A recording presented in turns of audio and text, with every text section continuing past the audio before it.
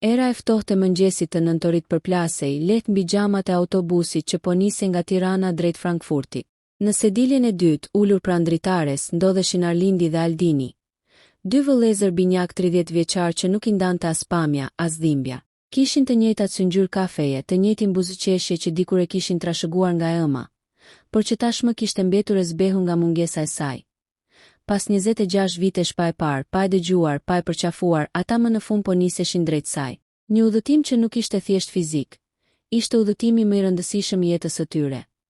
Ai drejt rënjeve, kujtesës dhe faljes.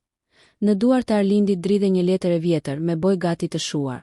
Ishte letra e fundit që nëna e tyre, Flutura, kishte dërguar nga Gjermania, kur ata ishin vetëm 4 vjeç. Babai i tyre, Petriti, e kishte mbajtur të fshetë për vite, i mbushur me mlef dhe tradhti, sepse Flutura kishte ikur pa kthyer më kokën pas. Por kur ai vdiq, 3 muaj më parë, në sirtarin e fundit të komodinës së dhomës së tij, binjakët gjetën letrën që ndryshoi gjithçka. Letra ishte e thjeshtë, me fjalë që rridhnin si lot. Djemtë e mi, po iki jo sepse nuk ju dua, por sepse dua t'ju shpëtoj. Babai juaj nuk më lejon të ri, por unë do të luftoj për t'u kthyer. Ju premtoj se një ditë do të vit ju kërkoj, por ajo ditë nuk erdhi kurrë. Tani 26 vite më vonë, ata ishin ata që po shkonin ta kërkonin. Kishin marrë adresën nga një kushërire largët që jetonte në Hamburg. Një adresë që dikush e kishte ruajtur rastësisht në një listë të vjetër kontakti. Ishte rasti i fundit, shpresa e fundit, për ta parë nënën e tyre përpara se jeta të mos i lejonte më autobusi nisi ngadalë. Rrugët e Tiranës mbeteshin pas. E metoi edhe kujtimet e fëmijërisë së vështirë. Pjesa një Arlindi kishte qenë gjithmonë më i heshtur, më reflektues. Në atë mëngjes nuk fliste pothuajse fare. Vetëm shikonte jashtë dhe her pas here fshinte dritaren që mbulohej nga avulli, ndërsa Aldini, më impulsiv dhe i drejtë për drejtë, përpiqej ta thyente heshtjen.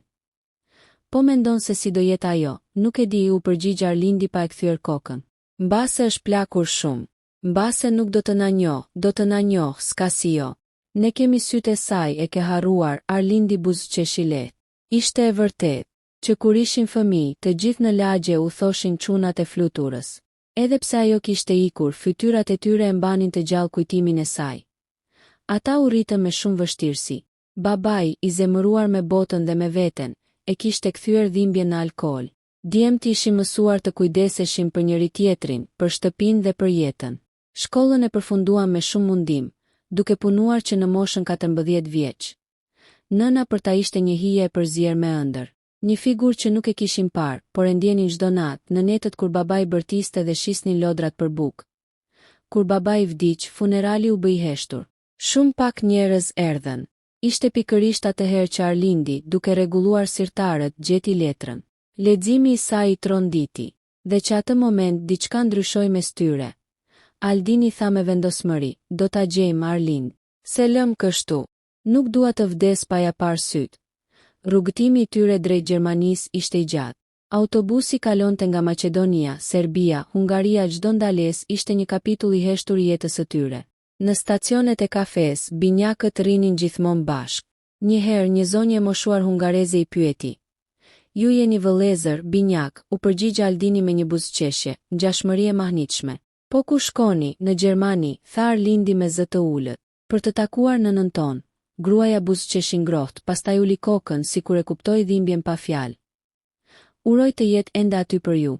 Nënat nuk harrojnë kurrë. Kur autobusi mbërriti në Frankfurt, ishte mbrëmje. Qielli ishte i mbuluar nga re dhe shi holl binte pa pushim. Binjakët zbritën me nga një çantë secili. Kishin ruajtur disa para që nga puna e tyre si mekanik në Tiranë, mjaftueshëm për disa ditë. Adresa që kishin ishte diku afër Hamburgut, por vendosën të flinin atë natë në stacion. Në një qoshe të ftohtë, ulur në një stol metalik, Arlindi nxori sërish letrën. Ishte njollosur pak nga uji, por fjalët ende lexoheshin. Shiko, i tha Aldinit, në fund ajo ka shkruar një fjali që se kisha vënë re më parë. Nëse ndonjëherë do më kërkoni, kërkoni pranë liçenit Alster. Aty do jem çdo mëngjes, derisa t'ju gjej. Aldini ngriti kokën i tronditur, pra ajo ka pritur atje, ndoshta dikur ose ndoshta ende shkon. Në atë qast, në mes të atij stacioni të huaj, dy djem shqiptar ndjen për herë të parë se po afroheshin vërtet me nënën që kishin humbur. Të nesërmen morën trenin drejt Hamburgut. Rruga ishte e gjatë, por peizazhi ishte i bukur. Gjermania dukej si një botë tjetër, e qetë, e rregullt, e ngrohtë në mënyrën e vet. Por për binjakët ajo nuk kishte rëndësi. Në duart e tyre nuk ishte thjesht një udhëtim turistik. Ishte kërkimi i dashurisë që mungoi, i fjalës nën që nuk u shqiptua kurrë. Kur treni mbërriti, era e ftohtë goditi në fytyrë. Hamburg ishte një qytet që të përfshinte me qetësi, me ujin dhe urat e tij të pafundme. Binjakët morën një taksi dhe i treguan shoferit adresën që kishin. Ishte një rrugë e vogël afër liçenit me shtëpi të bardha dhe kopshte të mirëmbajtura. Kur makina ndaloi, zemrat e tyre rinin fort. Në portën e një shtëpie të thjesht ishte një pllakë e vogël ku shkruhej: Flutura Berisha Pflegekraft, kujdestare e moshuarve, të dy heshtën. Është ajo, pëshpëriti Arlindi. Eja, tha Aldini dhe shtyu derën ngadalë.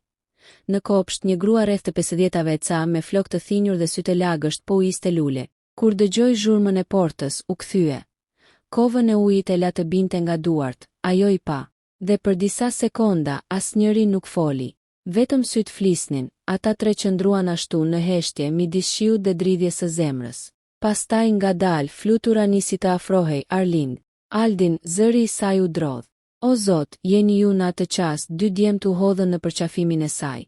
Një përqafim që priste prej 26 vitesh, lotët përzjenin shiun, dhe asnjë fjalë nuk mund të përshkruante atë ndjesi, dhimbjen që shërohej, boshllëkun që mbushej, kohën që ndalej.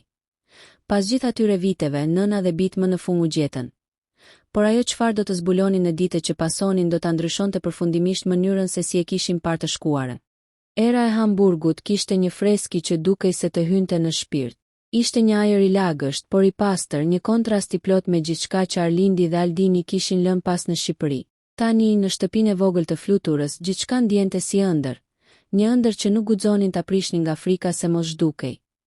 Ajo i kishte ulur në kuzhinë, një ambient i ngrohtë me perde të bardha dhe aromë kanelle. Në mur në një kornizë të vjetër qëndronte një foto. Dy djemë të vegjël, rreth 4 vjeç, të veshur njësoj me syt plot dritë. Ishin ata flutura nuk u ndante syt. Duart i dridheshin teksa përgatiste çajin, si dikush që mezi beson se po i prek ata që ka ndëruar për dekada.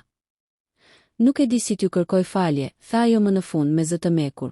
As nuk e di nëse e meritoni të më dëgjoni. Aldini ngriti kokën, mos fol kështu nën. Vetëm duam të dim pse, flutura uli syt.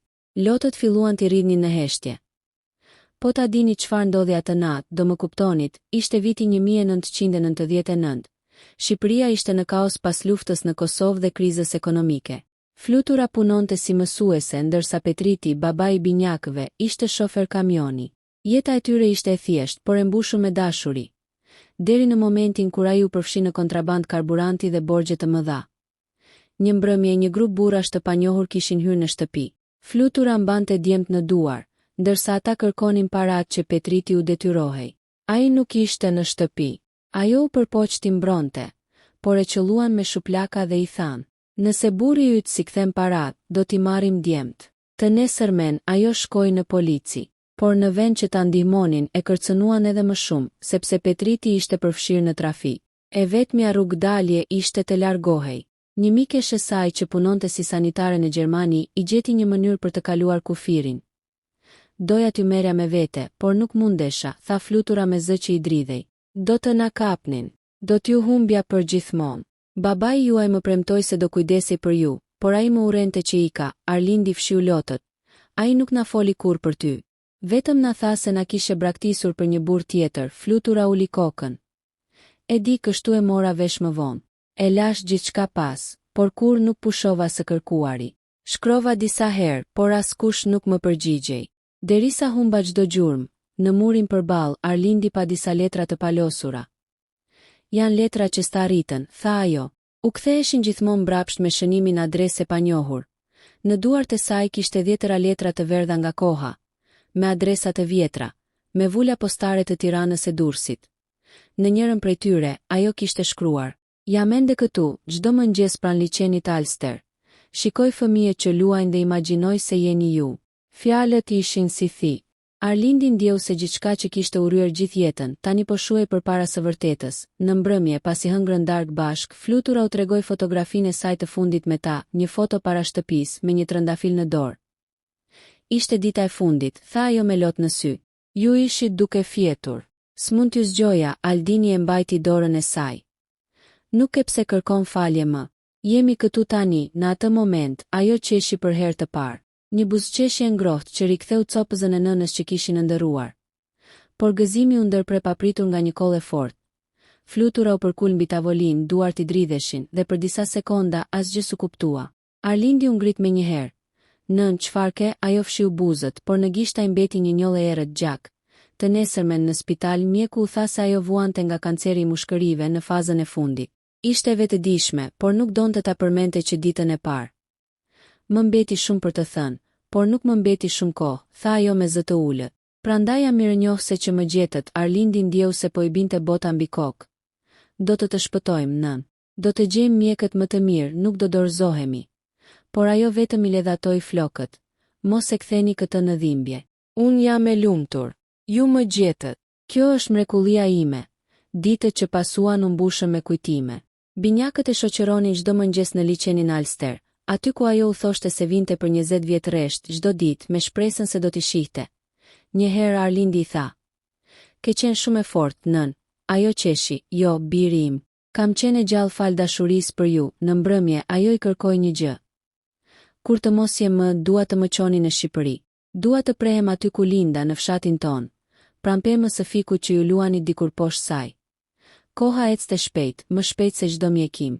Pas 3 javësh, Flutura u përkeqësua. Një natë, ndërsa binjakët I rinin pranë, ajo kërkoi t'i shihte duart e tyre.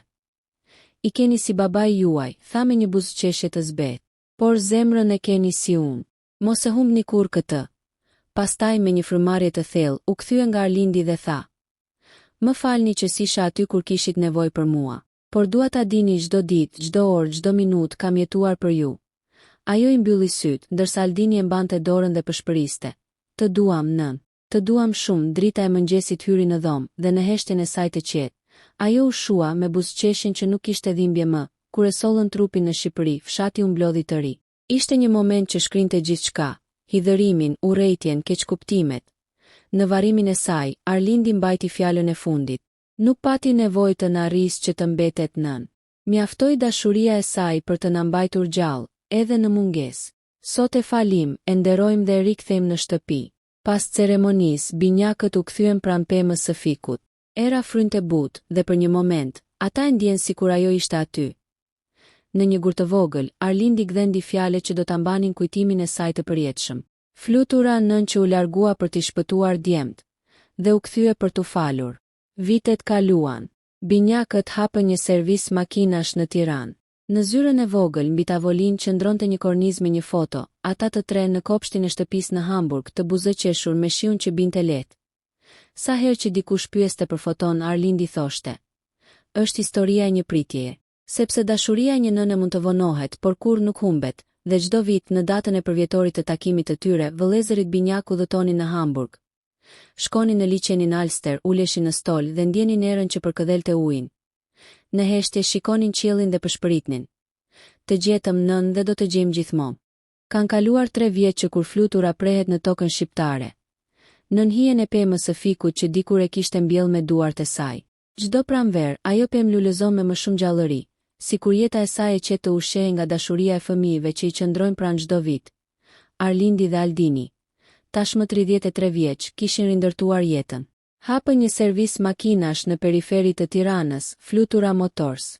Emri ishte zgjedhje e përbashkët në ndër të nënës së tyre, por edhe si simboli një rilindjeje. Çdo klient që hynte e pyeste: "Pse Flutura?" dhe ata përgjigjeshin gjithmonë me të njëjtën buzëqeshje. Sepse gjithçka që fluturon kthehet një ditë në shtëpi, por jeta nuk ishte thjesht punë dhe kujtim. Çdo muaj, binjakët dërgonin një pjesë të fitimeve në një fondacion në Gjermani, për ndihmën e fëmijëve emigrant. Ishte diçka që Flutura kishte bërë gjatë viteve të saj të fundit, kujdesur për fëmijë refugjat dhe jetim nga Ballkani. Ajo nuk kishte qenë vetëm një nën që kishte humbur djemt, kishte qenë edhe një nën për shumë të tjerë. Një ditë, teksa Arlindi po pastronte zyrën, gjeti një letër të palosur mes dokumenteve të vjetra që kishin sjell nga Gjermania. Ishte shkruar me shkrimin e nënës: "Nëse ndonjëherë djemtë e mi do ta gjejnë këtë, dua t'u tregoj diçka që nuk e pata mundësinë t'u a them. Nuk isha vetëm kur jetova në Hamburg. Kam pasur një vajzë që e mora në kujdes kur ishte vetëm 5 vjeç. Quhej Elena. Nuk ishte e imja, por e ndjeva si të tillë. Nëse mund ta gjeni, më kujtoni përmes saj." Fjalët I tronditën, Aldini ngriti sytë dhe tha: "Po nëna kishte një vajzë tjetër." "Jo," u përgjigj Arlindi me qetësi. Ajo e kishte birsuar si shpirt, jo si gjak, vendosën ta kërkonin. Në fund të letrës flutura kishte lënë një adresë: Streza për fëmijë Sonnenhaus, Hamburg. 2 javë më vonë, ata u gjendën sërish në Gjermani. Hamburgu I priti me të njëjtën freski dhe aromë që kishte mbajtur ditën e takimit të parë me nënën. Në strehës, një grua rreth të 50-tave me flokë të shkurtër dhe sy blu I priti me ngrohtësi. "Po, e kujtoj fluturën," tha ajo. "Ishte një engjëll. Ajo shpëtoi shumë fëmijë nga rrugët. Njërin prej tyre e mbajti me vete si vajzë. Elena quhej, por më vonë u birsua nga një familje gjermane. Nuk e kam parë prej kohësh." Ajo nxori një fotografi të vjetër. Një grua shqiptare me përparse infermierej dhe një vajzë të vogël me kaqurela kafe që I përqafonte qafën. Ishte ajo, në sy të fluturës dallohej një dritë që binjakët nuk e kishin paras në kujtime. Gruaja e Strezës u dha një kontakt. Mendoj se Elena jeton ende këtu në Hamburg. Punon si psikologe për fëmijët emigrant. Kur e takuan për herë të parë, ishte një pasdite me diell pranë liçenit të Alster. Një grua rreth të 30-tave, me një buzëqeshje të qetë dhe sy të butë, po ushqente pëllumba. Arlindi afrohet dhe thot me kujdes: "Elena," ajo ktheu kokën dhe I pa: "Po, unë jam." "Ju jeni?" Aldini mori frymthell. "Ne jemi djemt e fluturës." Elena u ngrit në këmbë, fytyra ju zbeh dhe lotët I mbushën syt me një herë. "O Zot, ju jeni ata djemt për të cilët ajo fliste çdo ditë." Ajo u përqafua me ta, sikur I njihte prej kohësh. Në orët që pasuan, ajo tregoi gjithçka. Si flutura e kishte gjetur pra një ndërtese të djegur, si e kishte mbajtur, ushqyer, edukuar, si kishte mësuar shqip. Më thoshte gjithmonë: "Kam 2 djem në Shqipëri, por edhe një vajzë këtu." "Pra," tha Arlindi, "ti ke qenë pjesë e jetës së saj për gjithë vitet që ne se kishim." "Po," u përgjigj Elena me lot, "por edhe unë kam qenë pjesë e dhimbjes së saj. Nuk e kalonte asnjë ditë pa përmendur ju." Ajo I tregoi edhe diçka tjetër. Para se të vdiste, flutura kishte krijuar një fond bamirësie me emrin Shpresë për fëmijët e Ballkanit, ku çdo vit ndihmoheshin fëmijë shqiptar, kosovar dhe maqedonas që jetonin në kampe emigrantësh. Në dokumentet e fondit, ajo kishte lënë si trashëgimtar ligjor Arlindin, Aldinin dhe Elenën. Të tre qëndruan të heshtur për disa minuta. Ishte si një ftesë nga përtej varrit, një thirrje për ta bashkuar dashurinë që ajo se kishte arritur dot në jetë. Vendosën të mos e linin këtë punë të mbetej në letra.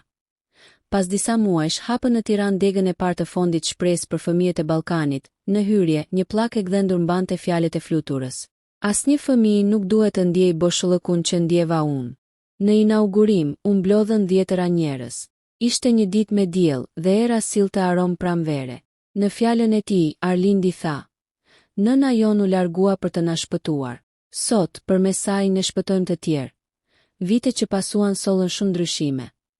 Aldini u martua me një vajzë nga Tirana, Jonida, e cila punonte si mësuese. Kishin një djalë të vogël, të cilin e quajtën Petrit në kujtim të babait, jo nga dashuria për të, por për faljen që duhet të ekzistonte. Arlindi nga ana tjetër vazhdoi beqar për një kohë, derisa jeta e çoi sërish në Hamburg për një projekt të fondit. Atje, në mënyrë të natyrshme, ai dhe Elena u afruan. Nuk ishte dashuri në kuptimin klasik. Ishte një lidhje shpirtërore, një nevojë për të mbajtur gjallë kujtimin e nënës që I kishte bashkuar.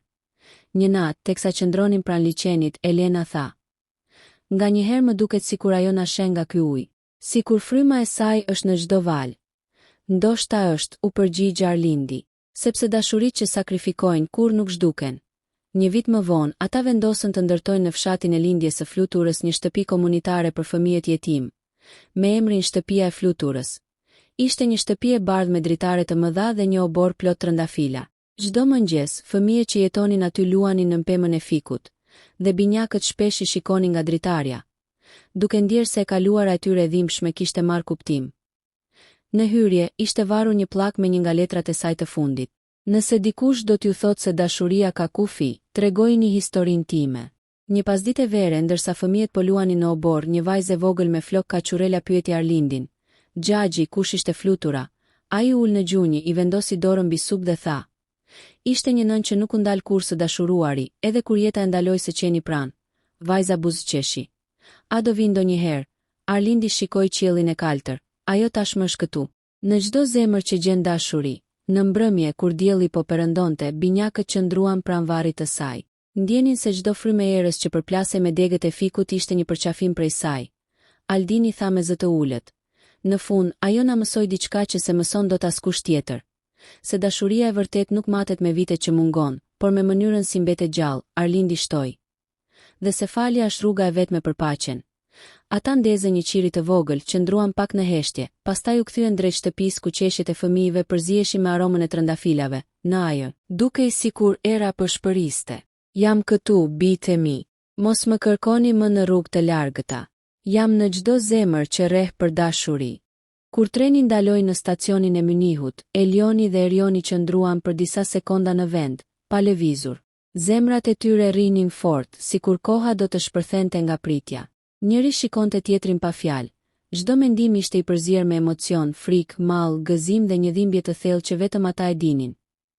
Në peronin e stacionit, njerëzit kalonin me valixhe në duar, duke u përqafuar e përshëndetur, por për ta gjithçka dukej si në mjegull. Ishte një realite që po afrohej pas 26 vitesh, një kapitull që kishte mbetur i pambyllur që nga dita kur ema u largua pa mundur t'i merrte me vete. Kur dolën jashtë, një makinë e vjetër gri ndaloi përballë tyre. Nga ajo zbriti një grua rreth të 60-ave, me flokë të thinjur, sy të lodhur, por me një butësi të pashpjegueshme në fytyrë. Ishte ajo. Ishte nëna e tyre, nëna që kishin parë vetëm në ëndra, në kujtime të mjegullta fëmijërie, në një fotografi të zverdhur që e kishin ruajtur gjithë jetën. Elioni mbeti pa frymë. Erioni ndjeu gjunjët i dridheshin. Ajo u ndal përballë tyre, pa mundur të fliste. Vetëm sytë e saj u mbushën me lot. Një dorë e saj u ngrit ngadalë, duke prekur faqen e Elionit, pastaj të Erionit, sikur donte të sigurohej se ishin të vërtetë, se nuk ishin thjesht një tjetër ëndër. Bitë mi, përshpëriti ajo me zë të dridhur. Më falni që më deshet kaq shumë edhe kur nuk isha në atë moment, koha ndaloi. Ata u përqafuan fort, si për të zëvendësuar të gjitha vitet e mungesës. Nuk ishte fjalë që të përshkruante atë ndjesi. Të tre qanin, pas një përpjekje për të përmbajtur. Ishte një lot që pastronte dhimbjen, që kthente jetën në vendin e saj. Në makinë rrugës drejt shtëpisë së saj, nëna e tyre, Liriana, tregonte me zë të ulët çdo vit që kishte kaluar në Gjermani. Si kishte punuar në një fabrik, pastaj si kujdestare për të moshuar, duke kursyer çdo cent për të dërguar ndonjë ndihmë në Shqipëri. Por vitet e para, ajo nuk kishte pasur asnjë mundësi të komunikonte. Ishte pa dokumente, pa mundësi kontakti dhe frika e dëbimit e kishte mbajtur e fshehur, e mbyllur në një jetë që si përkiste. Elioni e dëgjonte me sy të mbushur. Erioni mbante dorën e saj dhe her pas here i fshinte lotët që i rëshisnin në faqe. Kur mbërritën në lagjen e qetë ku ajo jetonte, një shtëpi e vogël me lule në dritare i priti me ngrohtësi. Brenda çdo gjë mbante aromën e nënës, e sapo pjekur, e kujdesit, e dashurisë që kishte munguar në fëmijërinë e tyre. Në tavolinë kishte përgatitur ushqime shqiptare. Byrek, petulla, djath, e madje edhe një shishe raki që e kishte ruajtur nga një mik nga Tirana. Doja që dita e parë të ishte si në shtëpi, tha ajo me buzëqeshje të brisht. Ata hëngrën, qeshën, qanin e flisnin për gjithçka që kishin humbu. Për babain, për jetën në Shqipëri, për netët kur kishin menduar nëse ajo ishte ende gjallë. Liriana tregoi edhe një sekret që se kishte guxuar kur ta shkruante në asnjë letër. Kur u nisa ju lash me një premtim që se thash dot. Doja t'ju merrja pas vetes. Por më mashtruan, më thanë do më ndihmonin të merrja dokumentet, e më përdorën. Kam kaluar shumë për të mbijetuar këtu, por çdo natë, çdo ditë, ju ishit me mua. Elioni i kapi dorën fort, nuk ka rëndësi më nën. Jemi këtu tani, dhe s'ka forcë në botë që na ndan më. Netët e para ishin të mbushura me rrëfime, me kujtime, me fotografi që Liriana nxori nga një kutje vjetër. Imazhe të dy bebeve binjak, një batanie blu e një e bardhë, e ruajtur prej kohësh si një copë shprese. Ditët në Gjermani kaluan si një ëndër. Ajo i çonte në vende ku kishte punuar, në parqe ku qante fshehur azi duke menduar për ta. Një ditë i çoi në një kishë të vogël, ku kishte ndezur çdo vit një qiri për ta, pa ditur nëse ishin mirë apo gjallë. Zoti më dëgjoi, tha ajo me syt nga flaka e qiriri. Sot ju kam pranë, dhe kjo është mrekullia ime. Por gëzimi kishte edhe një hije. Nëna ishte e sëmur. Kishte fshehur diçka që nuk e kishte dashur t'u tregonte menjëherë. Një diagnozë rënd, e përparuar që e kishte detyruar të mos priste më, e kishte thirrur mjeku pak ditë para se djemt të vinin, dhe ai kishte thënë: "Nëse ke ndonjë njeri që do ta takosh, bëje tani." Dhe ajo kishte dërguar letrën e fundit me adresën e saktë, me shpresën se këtë herë do ta gjenin. Një mbrëmje, ndërsa po qëndronin në verandë duke parë perëndimin, ajo i pa në sy dhe tha me zë të dridhur: "Bitë mi, nuk ju thira vetëm për t'ju parë, por që të më falnit para se të largohem. Më ka marrë malli për ju, por më ka marrë malli edhe për paqe. Elioni dhe Erioni u ngritën menjëherë. Mos thuaj ashtu, nën, ke për të jetuar gjatë. Tha Erioni duke i mbajtur dorën, por ajo buzëqeshi me butësi. Jo gjithmonë koha është armik, biri im. Ndonjëherë ajo është dhurat, dhe Zoti më dha mjaftueshëm sa t'ju përqafoj edhe një herë. Në ditët që pasuan, binjakët qëndruan me të çdo çast. I përgatitën ushqimin, i lexonin libra, i sillnin kujtime nga fëmijëria. Një natë, ndërsa ajo flinte, Elioni tha me zë të ulët: "Nëse humbim, s'dua të kthehem më. Gjithë jeta ime do të jetë këtu, në shtëpinë e saj." Erioni i vendosi dorën në supë, "Nuk do ta humbasim. Edhe po të largohet, do jetoj në ne." Në javët që pasuan, Liriana u dobësua, por zemra e saj rrihte e qetë. E dinte që djemtë e saj ishin mirë, që e kishin falur që s'kishte më borxhe ndaj dashurisë. Në mëngjesin e fundit, ajo kërkoi të fliste të dyve. "Kur të ktheheni në Shqipëri, mos më vajtoni. Mbillni një pemë në vendin ton, në oborin ku luani. Kur ajo të lulëzoj, do jeni të sigurt që jam aty, me ju." Në atë mëngjes, ajo mbylli syt për herë të fundit, me duart e djemve në duart e saj. Të dy u kthyen në Shqipëri me një dhimbje që nuk kishte emër, por edhe me një paqe që se kishin ndjer kur më parë. Në oborin e shtëpisë së vjetër, mbollë një pemë ulliri, të fortë, me rënje që nuk këputen lehtë, ashtu si dashuria e një nëne që sushua as pas 26 vitesh ndarjeje. Dhe çdo herë që frynte era, gjethet e ullirit përplaseshin butë me njëra tjetrën, si një përshpëritje e nënës që thoshte: "Jam këtu, bijtë e mi gjithmonë." Pas kthimit nga Gjermania, Arlindi dhe Aldini ndjenin se bota e tyre kishte ndryshuar përgjithmonë. Humbja e nënës nuk ishte vetëm një dhimbje. Ishte një kujtesë e gjallë e gjithë asaj që kishte munguar për 26 vjet, por edhe një provë fuqisë së dashurisë së saj që nuk ishte humbur kurrë. Në ditët e para pas kthimit, ata ndaluan çdo rutinë të zakonshme. Nuk kishte më vetëm punë në servis. Çdo veprim, çdo frym, çdo hap mbante në vetvete kujtimin e nënës. Ulesh pranë pemës së ullirit që kishin mbjellë në oborin e shtëpisë. Ndjenin si era përshpëritej me zërin e saj. "Jam këtu, gjithmonë, në çdo gjë që dashurohet." Binjakët vendosën të vazhdonin fondin bamirës që flutura kishte nisur në Hamburg. Kjo nuk ishte thjesht një detyrë, por një mision. Ata hapën një deg të fondit në Tiranë. Shpresë për fëmijët e Ballkanit. Çdo muaj ndihmonin fëmijë jetim, refugjat dhe ata që jetonin në kushte të vështira.